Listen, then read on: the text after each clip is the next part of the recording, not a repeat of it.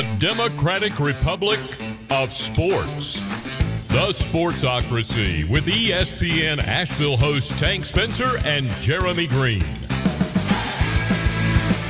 Welcome into the Sportsocracy. It is a Wednesday morning. It is the last day of the week that we have to deal with. We're all happy about it. He's happy. I'm happy. You're happy. And you're in the Sportsocracy. At the Sportsocracy on all the social medias. Be sure to like it, share it, and follow it. We are in the Wicked Weed studio. WickedWeedBrewing.com. Drink different. There are two big things that we got to talk about today that I had to break out the Because Baseball t-shirt here for the Hall of Fame, not putting anyone in this year. And my man Curt Schilling left out in the cold again, and he says, fuck y'all. I'm done. I think you all know what I'm going to say, but I'm going to say it anyway. And then UT apparently has a new head coach. Got him a ball coach. Not the one you thought it was going to be. Nope, it's not that one either. Or that one. Or that one. They got them a ball coach, but yeah, by golly. Oh, apparently Danny White is going to be bringing Josh Heupel with him from UCF. And yeah, Tennessee Vols. We got a ball coach who went 6-4 at UCF. And in the, what's he been there, 3 years? Yep. Hasn't been able to defend a desk lamp. We will talk about this later in the show. I cannot wait to see this because it is going to be a glorious tire fire. Yep. We are also the Democratic Republic of Sports, so anything you want talked about as well, throw that up in the comments and we'll give our comments on it. It is that easy, all right? So Curt Schilling deserves to be in the Hall of Fame. There's not a baseball fan, in my opinion, that has a brain that cannot see Curt Schilling as a Hall of Famer. This is a guy who has 3 World Series rings. He has one of the most iconic moments in World Series history. And his stats aren't too shabby either. Mm-hmm. Several years being at the top of his profession. He never did win a Cy Young Award, but he did finish as runner-up several times.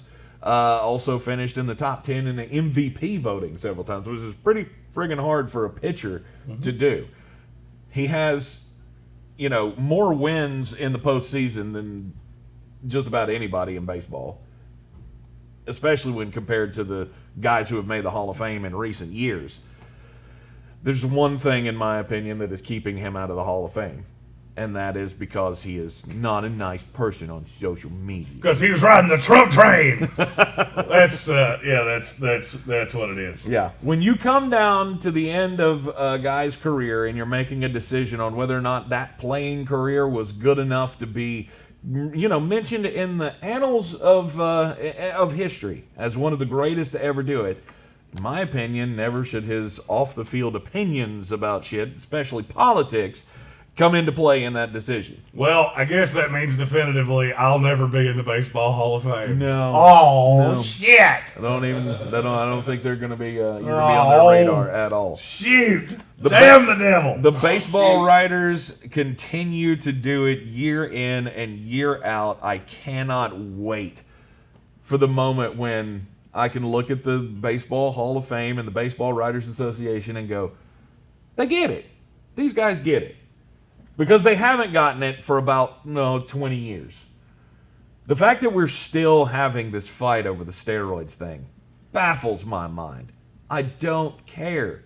You can't look at it. Look, if you want to say Barry Bonds is not the home run king, fine. I'm with you on that. I said it the other day when Hank Aaron passed away. We were talking about it on the radio show. He will always be the home run king to me. But for his generation, Barry Bonds was the guy. He was a Hall of Famer before he started taking the steroids. He realized in the 98, home run race between Mark McGwire and Sammy Sosa, I got to do something to hit the long ball. And so he went out and did something. And you know what? He did get caught, but I don't care about the steroids and the performance-enhancing drugs and all that kind of stuff. Everybody was doing it back then. I don't care about any of that because baseball. Here's what I care about. Since 2012, which was a year that Barry Larkin, who I love Barry Larkin because I grew up a Reds fan. Yep. How many players have been elected to the Baseball Hall of Fame since 2012? That don't go super low. I don't know. But it's the possibility was for 45. Has it been like 20? 23. 23? That's 3 NFL Hall of Fame classes. And baseball is so egotistical and arrogant that they go, we don't have anybody that's worthy of being in our Hall of Fame, in spite of the fact Harold Baines is in it. You want to know why I hate baseball? That's why I hate baseball. Because you're egotistical dipshits. Uh-huh. Any baseball writer that submitted a ballot he looked at his ballot and went, nobody deserves it. It slid across the table. Go all the way and fuck yourself. Or the one that I saw yesterday. I love the public ballots that get published throughout the day. And these anonymous voters, one of them's ballot had 2 guys voted for, and it was Omar Vizquel and Billy Wagner. Go to hell, whoever you are. I don't care who you are. You should have your Hall of Fame vote revoked. Because there's no reason. None. To me, there's no reason not to include all these guys. Barry Bonds, Roger Clemens, put them, I mean, shocker of shockers. I'm the one saying put them all in. But in this scenario, I feel that I'm justified in saying that. I agree with you. Because this is dumb. I just want you to think about what if the NFL did this? Mm-hmm. They go into the room and they look at. We'll go with this year. They look at Peyton Manning and Calvin Johnson and you know what? Let's take out the surefire first ballot guys. Okay. Let's take out Peyton and Charles Woodson. Let's just say they looked at Jared Allen and they looked at Calvin Johnson and all these guys and went, nope, nobody deserves it. Maybe next year. Are you going to play another game? Nope. But maybe I'll feel different next year. Maybe I'll just wake up and have a wild hair in my ass, right, and I'll vote for Harold Baines. No, you got to make sure you get that 75% threshold met. And Kurt Schilling was 16 votes away. It's so stupid. This was his 9th year on the ballot. Next year would be his 10th and final time to be on the ballot for the baseball writers to vote them in. Then it goes to the Veterans Committee. Well, after the vote was announced yesterday that Kurt Schilling missed by 16 votes with 71.1%, he sent out a letter that said, I will not participate in the final year of voting. I'm requesting to be removed from the ballot. I'll defer to the Veterans Committee and men whose opinions actually matter and who are in a position to actually judge a player. I don't think I'm a Hall of Famer, as I've often stated, but if former players think I am, then I'll accept that with honor. Good for you, man. Just see now you and I are going to disagree with this because that actually made me go, oh, go to hell. No. And we agree on a lot of things, not all things, but some. And mine has nothing to do with his politics. You didn't let me in, so I'm going to just take my ball and go home. I don't want to. No. That's the most baseball-y thing I've ever heard in my life. I like it. Take yourself out of the running and say, fuck y'all, I don't respect your opinions. I will go to the Veterans Committee and we'll see what they have to say, what my peers have to say. I'm sick and tired of, waiting around for the baseball writers to figure out that I'm a Hall of Fame player. That's my opinion. And I thought for sure that he was going to be able to get in, and I didn't think that the politics would have too big of an impact on it, but I honestly believe that is what drove this. Here's the thing. There's been one player in baseball history that unanimously got selected to the Hall of Fame, and that happened 4 years ago. This is something I've been voting on for, I don't know, since the turn of time. I literally think God made Earth, and they started voting for the Baseball Hall of Fame about 3 days later. Mm-hmm. I also think the vast majority of these writers were born within about 6 months of that. Yeah. I'm shocked they tabulated these votes so quickly when they were cast on stone. I'm shocked all the pigeons got the votes to whoever was collecting them and tabulating them on their abacus. They were... all of the public ballots, by the way, when they're released, they are scanned in with a fax machine, it looks like. Some of them are hard to tell what it says. Nobody's shocked by that. Baseball's still using fax machines? Right. Good. Who's shocked? Just fax it to me. Who's shocked? Who's shocked that baseball's the only person on earth that still has a fax machine? I'll guarantee you. What's Barbara Mansfield? What's his name? Rob Manfred. He's the only person that still has his fax number on his business card. He also has a landline, and I bet he uses AOL or Net Zero because baseball. Yeah. I hadn't done that in a long time. That felt good. Last day before vacation. I know tomorrow I'll be waking up to my lovely wife and the ocean and not that guy. And for me, it feels good. Mm-hmm. It's so good. I hate your sport. And it makes it so easy. The thing is that your sport makes it so damn easy. Oh, yeah. I mean, it would be one thing if you had like a really good on-field product and everything was working and everything was hunky-dunky. That's the way I feel about the NBA. The NBA gives me reasons to hate it, but damn, the product's good. I mean, it is at times. And a lot of us, they don't play defense. I don't care. Mm-hmm. I don't care. I never watched, back in the mid-'90s for Charles Oakley and Dennis Rodman. I watched for Michael Jordan. So, sorry, I like points. I like people that score. If I wanted to watch 18 guys spend 3 hours and not scoring, I would go to a local bar and sit there. Mm-hmm. I have no interest in baseball. Yeah. Here's the thing: is years ago, because Adam Black said, "Why is it on the writers?" Well, it's the Writers Hall of Fame. It's not Major League Baseball's Hall of Fame. I mean, Yeah. It's always just the Baseball Hall of Fame by the Baseball Writers of America Association or whatever, the BWWAA or whatever. They own it. They started it. They own it. Baseball just has the partnership with them to run it. But that's why the baseball writers get to choose, because it's theirs. They created it. And so there's nothing we can do. There's nothing to change it. Like the baseball as a whole, like Rob Manfred can't come in and say, okay, from now on we're going to have all the coaches vote for it. The baseball writers own this thing, and they always will. And the only thing it's going to take is all of this old guard Dying. not dying, retiring, giving up their Well, they're votes, obviously not going to retire because whatever. the average age of a Baseball Hall of Fame voter Right. is dirt. Right, but they can rescind They're their all- votes, and that's what they should do. Baseball's the only sport where the people that vote on their Hall of Fame are older than the dirt their Hall of Fame is built upon.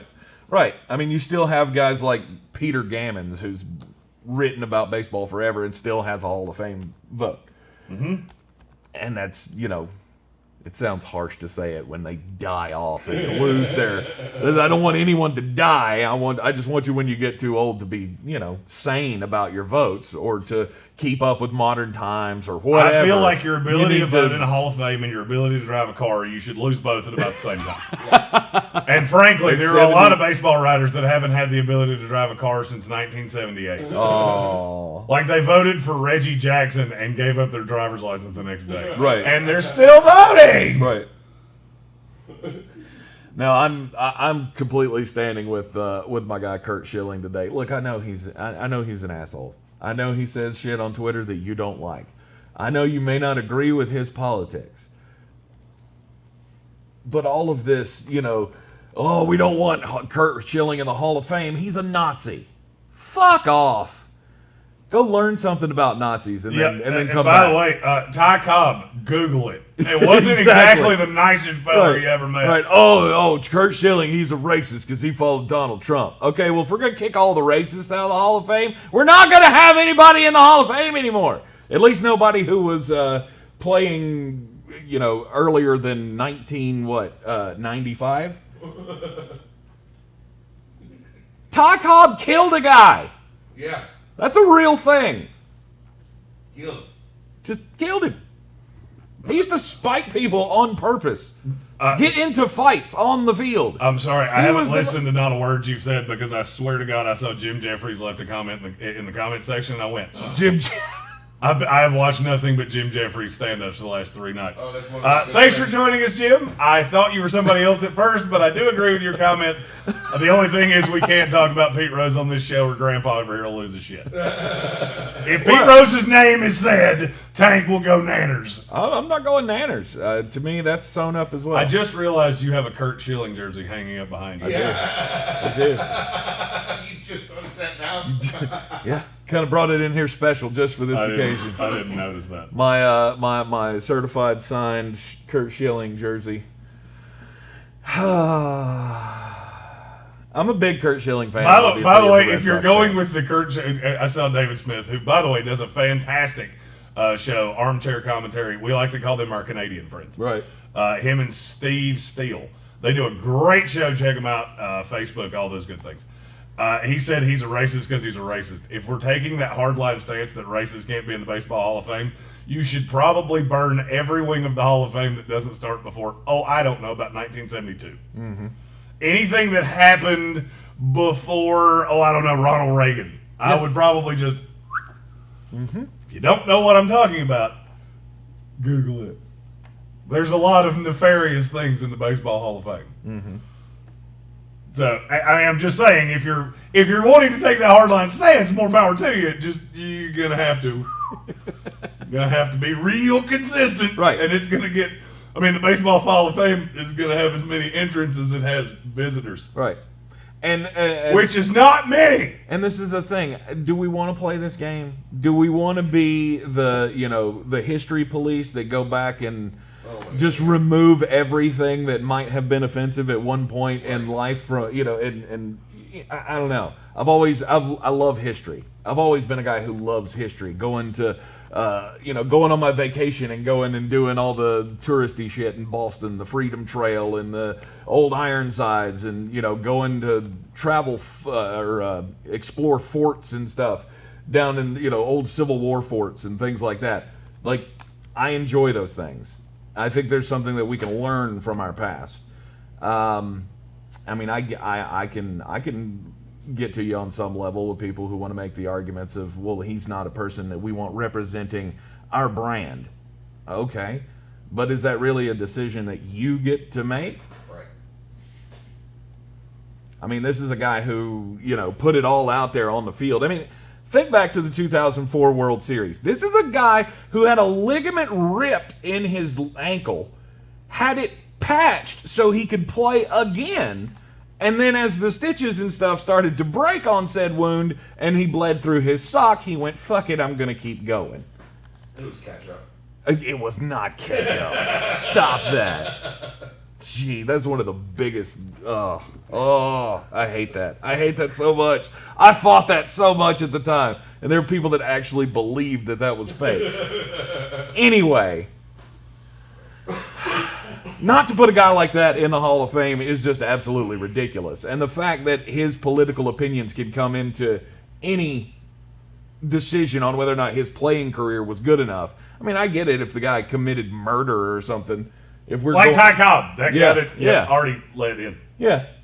But given that decision these days, I think if O.J. Simpson had come up for the Football Hall of Fame afterward, he wouldn't have got in. I'm going to disagree. Maybe so. It seems like they've forgotten about it because they put him on the all-century team last year at the Super Bowl. They're coming around to it. But I got a good feeling that would have been a fight that we had for a long, long time. Oh, it shouldn't matter. He was acquitted, and it shouldn't matter what he did in his post-game life. We should only be focusing on the stats. Okay? I use the same thing for Kurt Schilling. Or. All right, I throw you 20 minutes of a baseball bone because I'm on vacation. That's all I got. I can't do it anymore. My brain's starting to hurt, and I don't want to do it anymore. And frankly, this computer here is a little too confound for most baseball fans. Confound? Confound. That's a word my grandfather used to use. I don't know what the fuck it means. It's too hard for you to figure out? I could assume. Yeah. Let's talk about old Rocky Top. Oh, God. Rocky Top, you'll always be funny as shit to me. Bad old Rocky Top. Woo! Yep. Oh, they've done it again. Just when you thought it could not have gone any worse. I don't think it gets worse. I physically don't think you could have made a worse hire. It appears that the new AD that they brought in from UCF has decided just to bring his old coach with him. No, not the one that he hired at Buffalo that's been so successful. Oh, not that other guy that's at Nebraska now. That was really successful. It's the guy who came in, inherited a really good team, and then has got shittier every year since he's been there.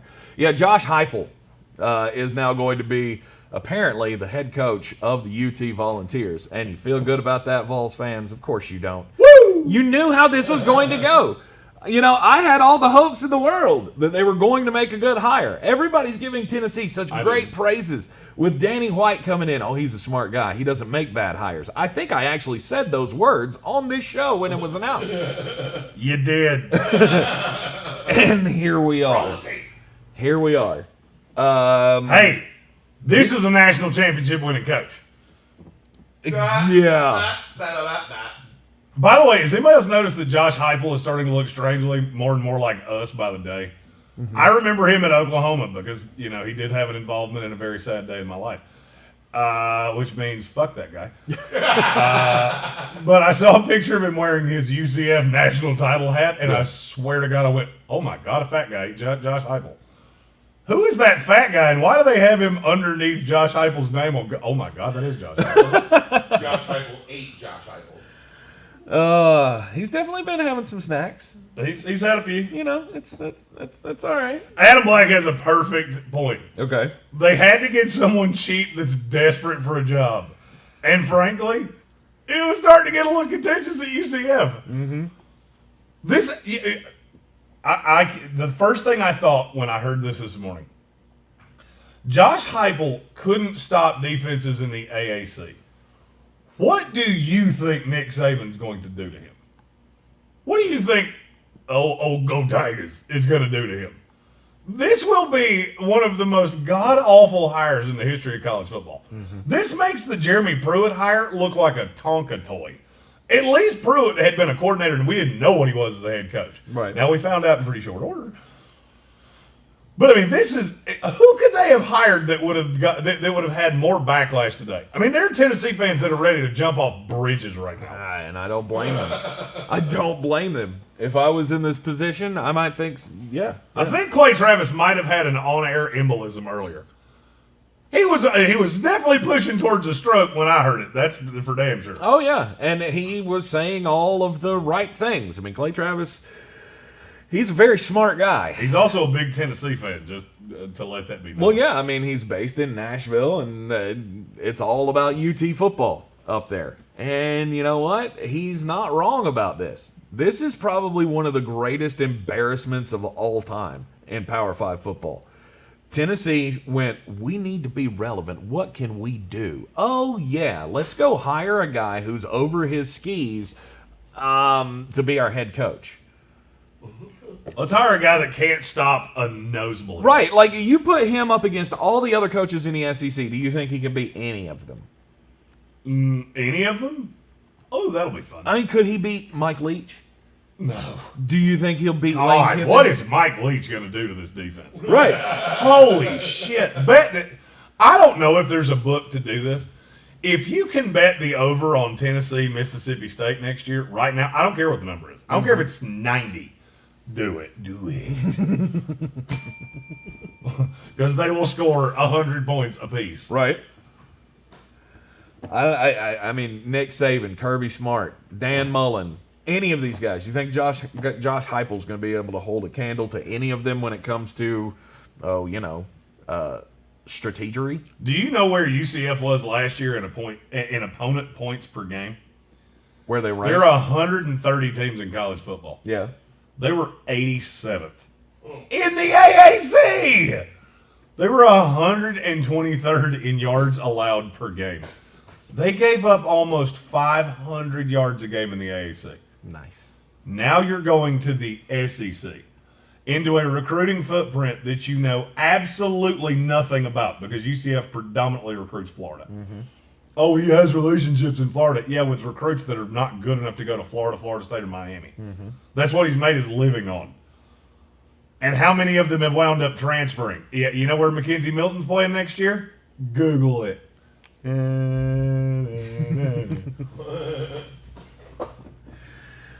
28-8 in 3 years at UCF, 6-4 this past season, and now and I think you're wrapped up too much in the 6-4 this year.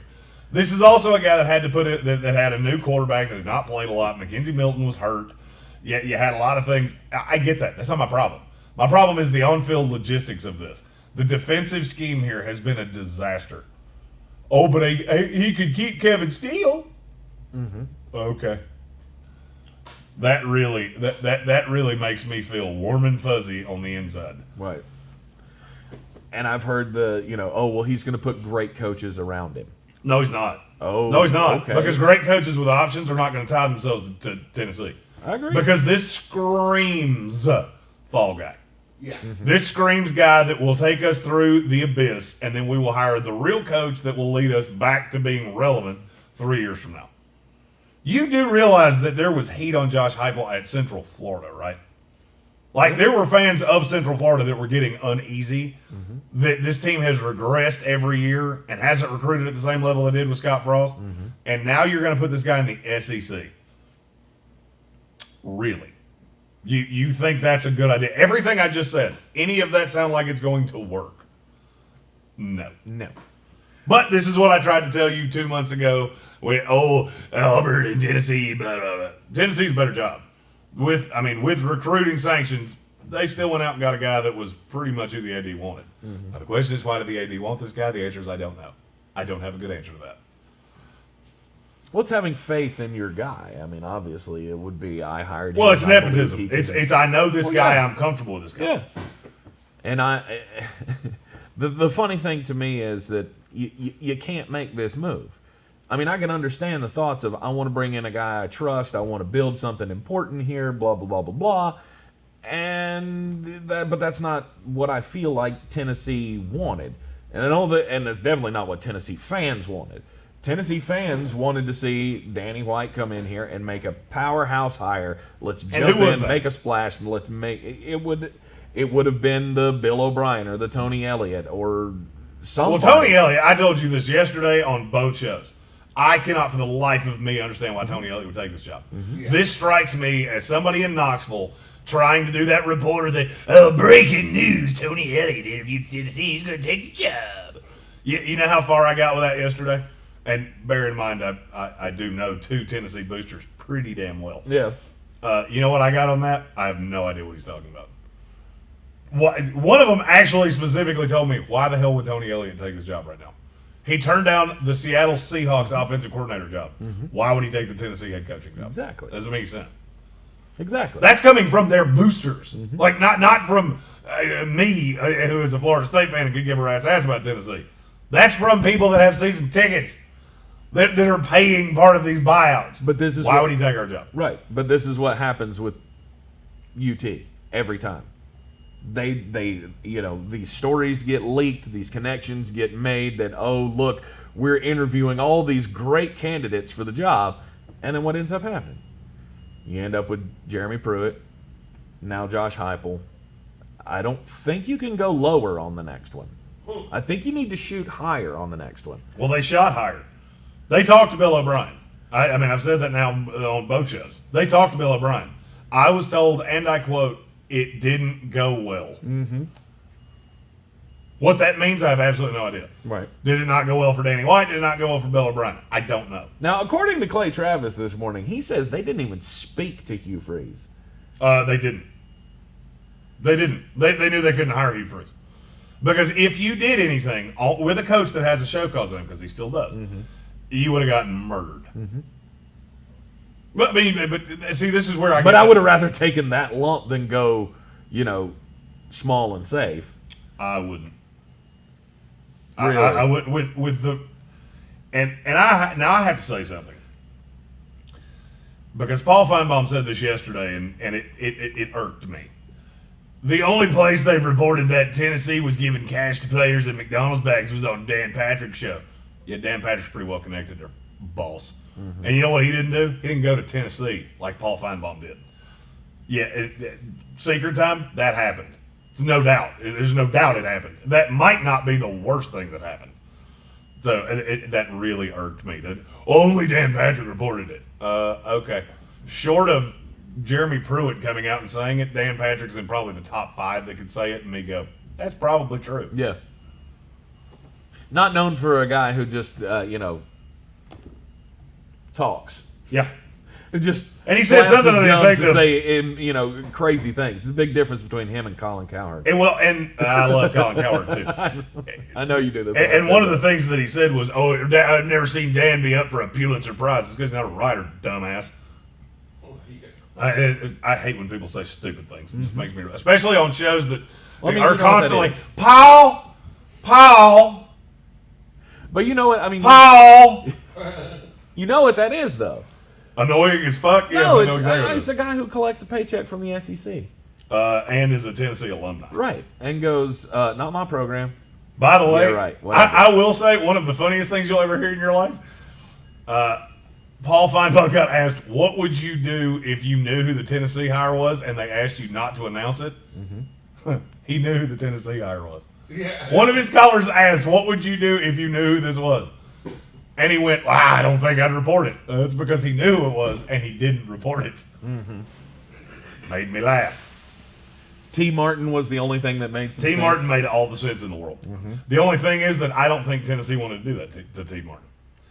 T. Martin has deserved a head coaching job for a long time. Mm-hmm. And I don't think they wanted his one shot to be a team that has borderline no ability to be relevant. Recruiting sanctions and things like that are going to hurt them. Yeah. And, I mean, it's real. I'm not going to say it's a no-win job, but that's how you wind up with Josh Heupel. Mm-hmm. Is because you ask these guys that have options, the Tony Elliott's of the world, the Hugh Freezes of the world. I mean, I'll wager. Let's just say Tennessee had interest in Hugh Freeze, which I know at one point they did. And Hugh Freeze had interest in them. I could see a path that they contacted Hugh Freeze's agent and went, "I'm not touching that. I'm not doing it." Hugh Freeze has always skated down that line of, maybe I should do this, maybe I shouldn't do that. And now you're going to have the NCAA up your ass? Mm-hmm. Or I can stay at Liberty, which, let's see, Adam Black pointed out has more money than damn near any school in the country. And I can be an independent and I can do whatever I want to. Mm-hmm. Okay, yeah, I think I'll stay here. I think I'll stay here and cash Jerry Falwell checks. Right. You know, we got into the argument of about a couple of months ago, I think it was, about Auburn and UT and the difference between those programs. There's And not much of one. looking back on it now, though, Auburn made the superior hire. I don't agree with you. Really? You don't think Brian Harsin is better than Josh Heupel? Not really. Mainly because he's never coached in the Southeast in his life. Oh, just wait. I'll give it time. And you got to understand, Auburn had no restrictions whatsoever. To me, I still consider Tennessee to be a far superior job. I do. Think about what you just said. They just hired a coach that was 28-8 at a group of 5 school. Who does that sound exactly like? Sounds exactly like Brian Harsin, doesn't it? Mm-hmm. And he's younger. And he's actually coached in the Southeast.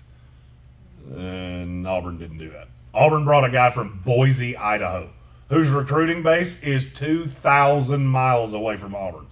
Because that's who they could get. Mm-hmm. Yeah, I still firmly believe the Tennessee job is far and away superior to Auburn. Ooh. To me, it's not even close. That program is not starting off on a great foot with their. I don't think new either AD. hire's good. I think what you're undervaluing, one of these teams may not be able to go to a bowl game for the next 2 years. They hired an equivalent coach. Auburn doesn't have that problem. Mm-hmm. Auburn got turned down by the coach at UAB. That should tell you everything you need to know. A school that did not have a football program 4 years ago. Uh-huh. Adam Black asked me better program, Michigan or Tennessee. I'm going to say Michigan. Michigan. I'm going to say Michigan, but I will say tougher job, Michigan or Tennessee. I'll say Michigan. Because Michigan can win 10 games and their fan base loses their shit because they lost to Ohio State and lost to Michigan State and lost in the bowl game. Mm-hmm. Tennessee, if they won 10 games at Tennessee, they'd be building statues. Right. They'd be in hog heaven. Absolutely. Alex Sander asked, is Tennessee the new stepping stone job for someone to go to a better school? I don't think with this hire, but I think Tennessee needs to understand they're not a destination job. Mm-hmm. There's only a handful of destination jobs in college football, and Tennessee is not and has not been one of them. Right. I mean, really think about it. Since Phil Fulmer retired, who's the best coach they've ever had? I don't know. It's Lance Kiffin. No. And yes, I call him Lance because Al Davis did, and I will call him that for the rest of his eternal fucking life. Until he wins a national title as a coach, he will be known on this show as Lance Kiffin. Yeah, you're not wrong. And what did he do? He doesn't have coached a lot of there a year and competition. went to USC. Right. Yeah, because I don't think anybody was going Butch Jones. Who was that other dipshit? Derek Dooley. Derek Dooley. It hasn't been good. And this is just, I guess once you think, oh, smart people are now involved, they're going to make different smart decisions. Nope. And they didn't. Danny White bringing Josh Heupel in could be his undoing as well. I don't necessarily believe that. I think this is where you had to go. I mean, not had to go. You had to give the job to somebody who will be a bridge. I said that yesterday, if you remember correctly. I said this is not going to be a Tony Elliott job. This is going to be somebody that doesn't have a whole shitload of options. Here's the thing. Think of every coach that was talked about with this job. Who would you have been happy with? Who would I have been happy with? Give me the coach that they could have hired here that we would be having a completely different conversation today. I mean, well, if they'd have hit with Bill O'Brien, if they'd have hit with Tony Bill Elliott. O'Brien basically told him to get fucked. Mm-hmm. I don't know if it was from the AD to Bill or from Bill to the AD. I don't know. Mm-hmm. All right, so we tried that. Next. Hell, I would have respected the Jason Witten rumor before this. That's a stupid comment. I would have respected a guy that's never coached a down in his life over a guy that's had 2 top 10 teams. At least at that point, you would think you'd have some. Jason hope. Witten would have been a joke. It would have been a fucking joke. Okay. First of all right, I got to go down this path just because you just said this. Who's he going to hire? You do understand that they had to hire a sitting coach, right? I mean, I don't have to explain that to you, right? You know why? Why is that? Because they needed somebody that could bring a staff with them. Because we're a month and a half past everybody else hiring coaches. Okay. So, you're picking from the bottom of the barrel at a very difficult school to coach at in the first place. So, who's Jason Witten going to bring with him? Tony fucking Romo? Right. No. You're not going to be able to hire a staff. Nobody wants to come to Tennessee anyway, and you're going to tie yourself to a tight end that just retired that's never coached a second? No. Josh Heupel's a markedly better hire than that. That would have been some Homer, Tennessee dumb shit that I would have laughed at aggressively. Okay. But, legitimately give me, and not some pie in the sky, oh, maybe they could have hired John Gruden or Peyton Manning or Jason Witten. Give me a legitimate coach in college football. There's several I'm looking for here, and it's the same answer to all of them. Tell me who. Billy Napier. Okay. Didn't take the call. Tried. Didn't take the call. Mm-hmm. Not interested. Mm-hmm. Jamie Chatwell. Not interested. I'm good. This is a no-win situation for all of those guys. The National Signing Day is, a week away? Week and a half away? Mm-hmm. Do you know how many ESPN top 300 recruits are left total? Unsigned ESPN 300 recruits. No clue. It's 21 total. And 8 of those guys are already committed. Mm-hmm. And just hadn't signed anywhere. This is a no-win job. It's a no-win job. Every school in the SEC is trying to pilfer the already signed recruits from Tennessee to get them in the transfer portal. Literally, they have talent running out the door. Why would anybody take this job? Mm-hmm. I'm not hammering the AD as much as I am just going, oh, God, of all the people you could have hired. This is the one that is going to immediately lead to criticism of you that is undue. I'm not hammering Danny White for this. I'm hammering the hire, but at the same time, I don't really know what. I don't know what else you could have done.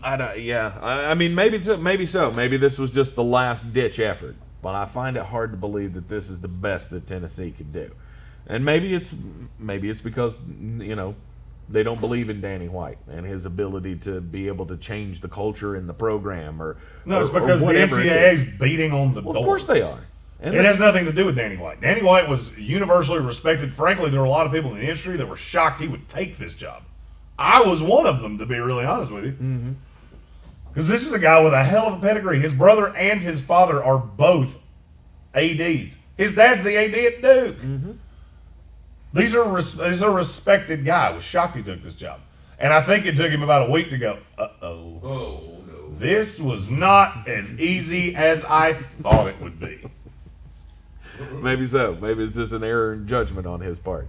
But I think he's got to play a huge part in this, in being able to convince people that we can change it.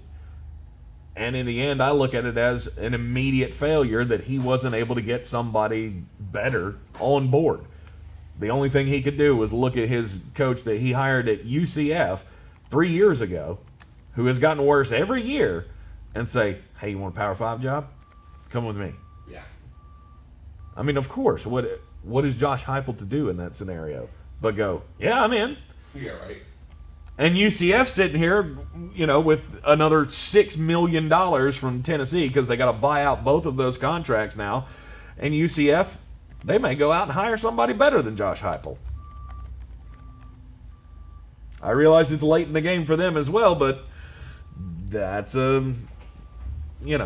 that's a program that somebody will look at as a stepping stone job. And I think it's going to be a stepping stone job for a real long time. Mm-hmm. Tennessee is that now. Tennessee is on the same level to me. It's not a program that you're going to get anybody to come in and, any big name to come in and turn you back into a winner. I don't know the path forward. I can't see the path forward for Tennessee to ever reclaiming that. They're going to have to get lucky on getting a guy who sees it as a stepping stone job to something better to be successful, and then throw a shitload of money at him and hope that he stays. Because that's just where you're at. And Josh Heupel would not have been one of my first choices for that. Jamie Chadwell would have been. Jamie Chadwell. Or a guy of that He wouldn't have touched his ilk. job. He wouldn't have touched his job. He wouldn't have. If he would have, they would have hired him. But he wouldn't.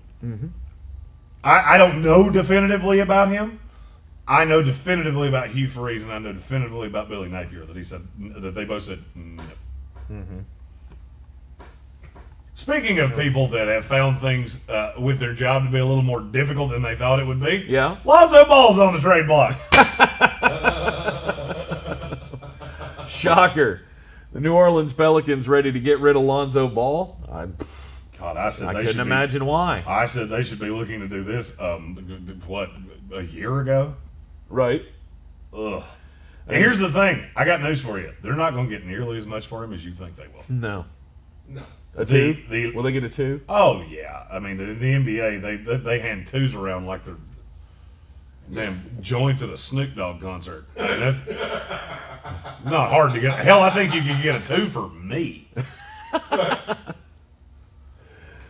It ain't going to be a lot.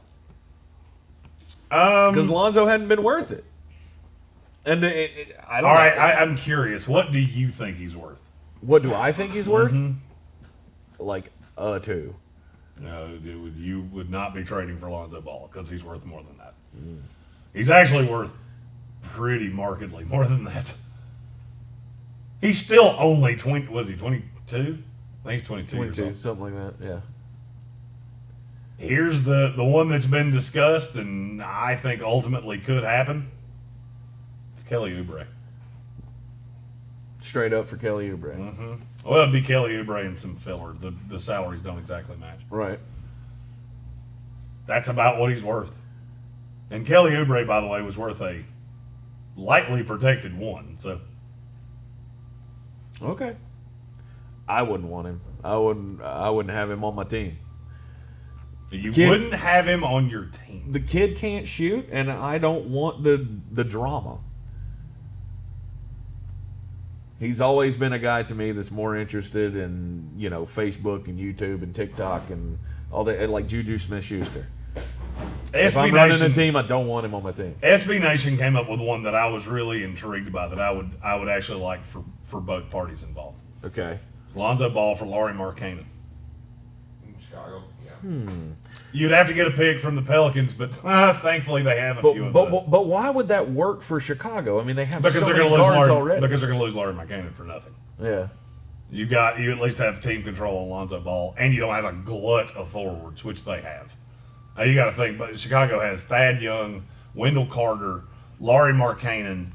There's another one I'm forgetting. Otto Porter. I mean, they have. I understand why you would do it. Right. I mean, I get it. I mean, you get now. Why would it work? Because then you could put Kobe White. You could either start Kobe White and run Lonzo Ball as the point guard on the second team. you don't want much overlap with Zach LaVine and Lonzo Ball because they wouldn't play well together. But I mean, here's the thing. This is what we said about him coming out. He can't shoot. He's a defensive liability. 100%. I think you're going to see a trade of Lonzo Ball within the next week. That's crazy. There's enough. Well, I mean, if you remember, it won't be within the next week because he's not available to be traded until February 6th. Yeah. I would say within the next 2.5 weeks. I'd say a week after he becomes available to be dealt. But if you remember, I said this when they were in the bubble. I said every time he's on the floor with Zion Williamson, they become the worst defensive team I've ever seen. And there are reports that he was pouting his ass off in the bubble. So he was all in his sensibilities about something that happened there. So I think he's a fragile, egoed. I wish I could buy him for what he's worth and sell him for what he thinks he's worth. Yep. That seems to be a real common theme with LeVar Ball and his children. Yes. It's not hard to tell where they got it from. Oh, 100%. And that's the thing. I mean, you're inheriting that as well, and that would be another thing I wouldn't want.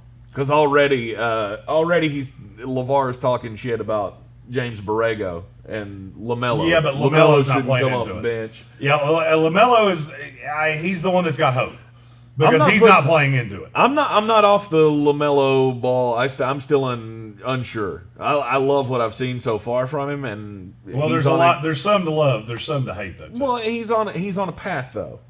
He's making a little bit of a splash. He's on a path. I think he's a better shooter than his brother, which isn't saying a whole lot. I think I'm a better shooter than his brother. Right.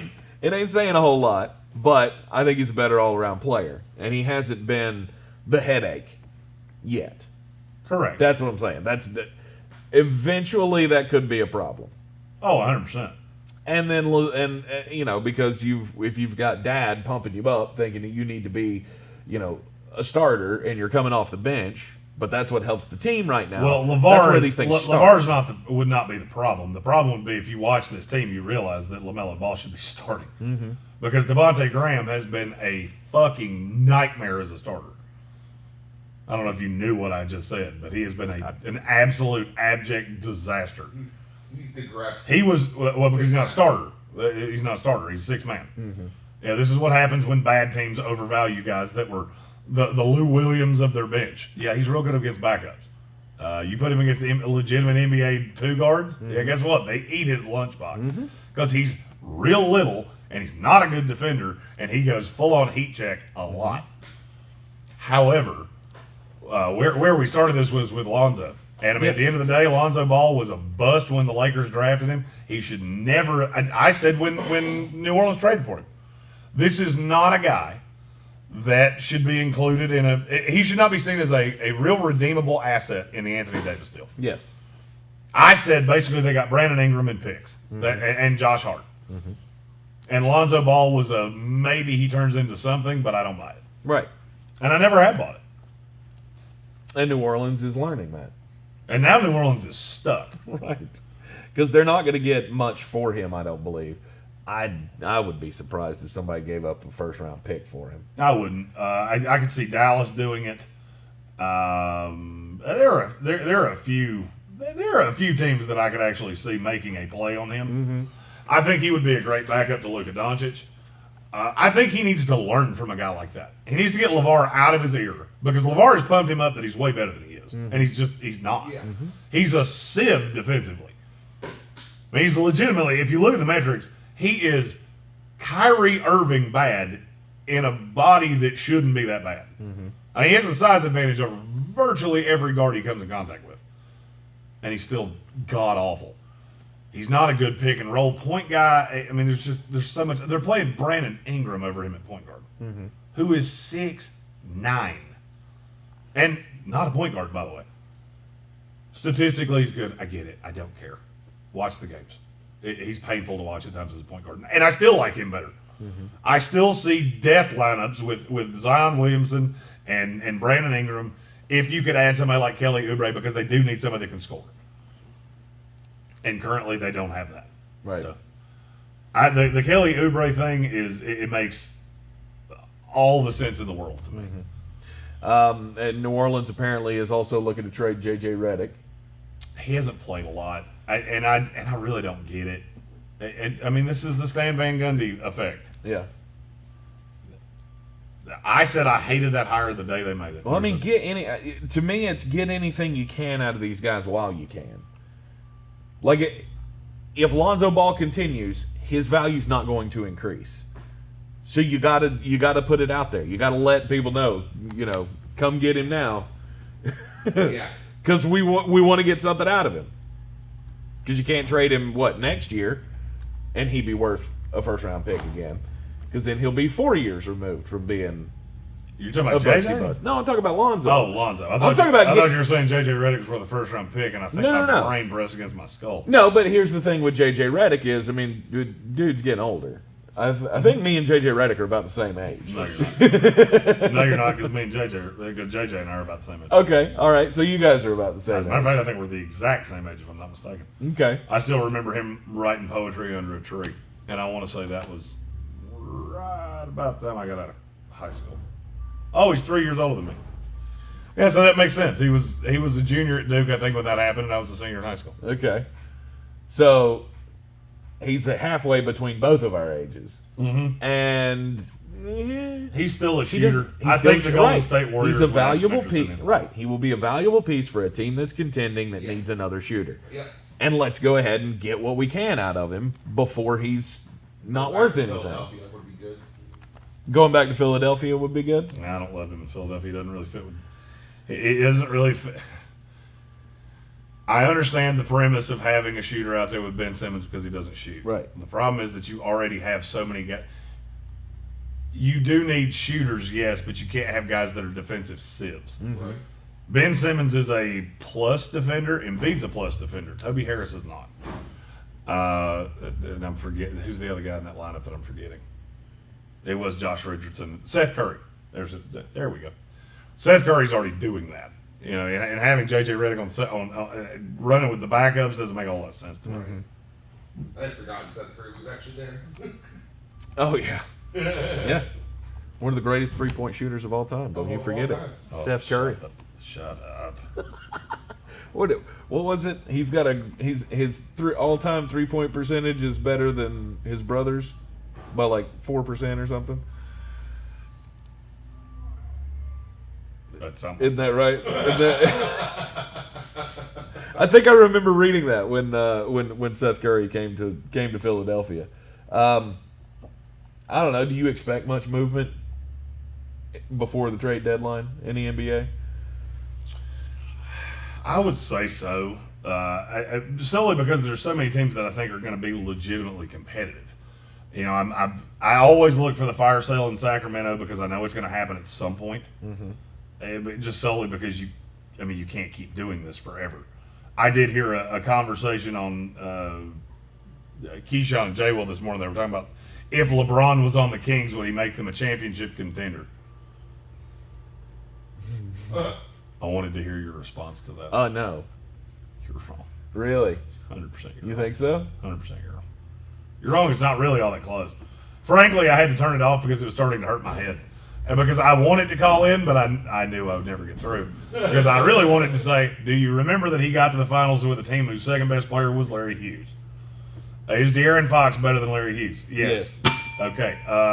The third best player on that team was Delonte West, who may or may not have been banging his mom. Is Marvin Bagley better than Delonte West? Yeah. I mean, I can keep doing this. Okay. So a 40-year-old LeBron, or how old is he now? 38? Something like that. 39? 30-something. He's 30 and some. So but you think he could turn around? Yeah, and I don't know how they got on that. I missed team. how the lead into that. But I immediately thought it was funny. Look, I thought it was hilarious that Jay Williams was the one going, "Oh, I think he'd make him competitive." Like, every team he's ever been on has been competitive, right? And before anybody said, "Well, we missed the playoffs with the Lakers," yeah, that was with Lonzo Ball, the same guy we were just talking about being a massive problem.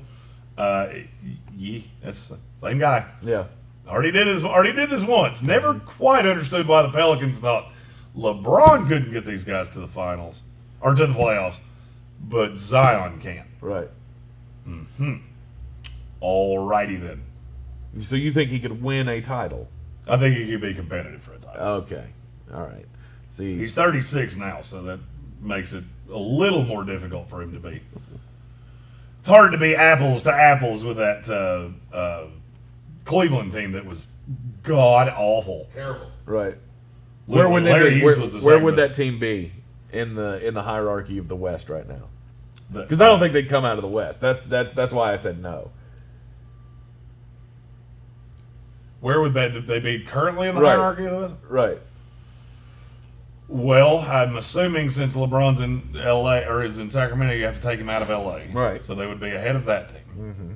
We've seen Anthony Davis and a bunch of dudes, and it didn't go particularly well. Right. I would say behind the Clippers, behind the Nuggets, probably behind the Mavericks. There's Jazz. somebody. The Jazz. You're in that 5-6 range, Yeah. I would say. Yeah. Okay. And you could pull an upset on that Jazz team that. By the way, I don't know. I'm glad you said Jazz because I would have completely forgotten this. I hate politics at this point in the United States with every fiber of my soul. I have a story for our ESPN show this afternoon that is the definition of why I hate politics, and it has to do with the Utah Jazz. Something happened in Utah state politics yesterday. It was either yesterday or the day before.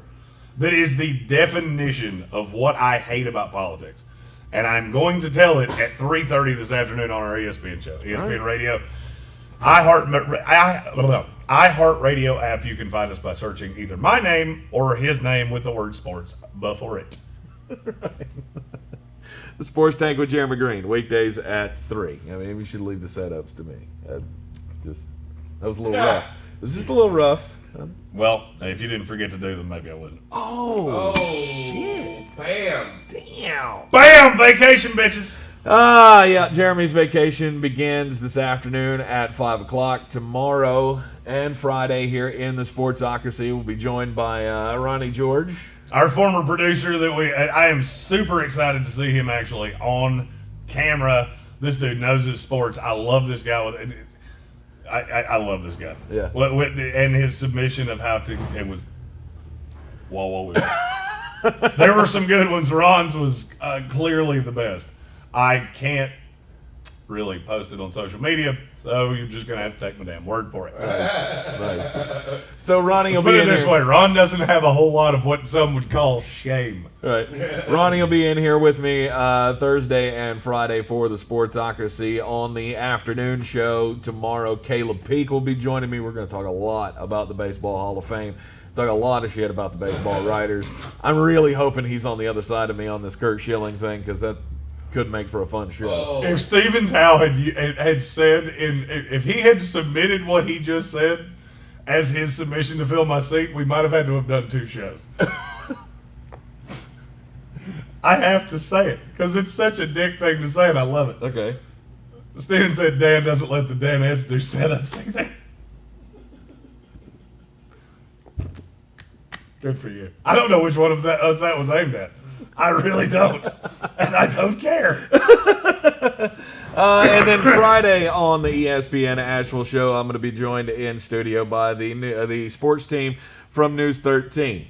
Chris Womack will be in for us for the first hour of the show, and then he takes off to get ready for the afternoon, evening newscasts, and Maria Santora will be joining me for the 4 to 5 hours. So be sure to tune in with us. We will still have the content, even though the big ginger is going to be down on the beach in a thong somewhere. Yeah, let that sink in. Yeah, I'm glad I gave that to you. Yeah, if I go to bed early enough and I get up early enough, I will be in the comments trolling the holy shit out of you. And we expect no less. We will see you this afternoon on ESPN Asheville.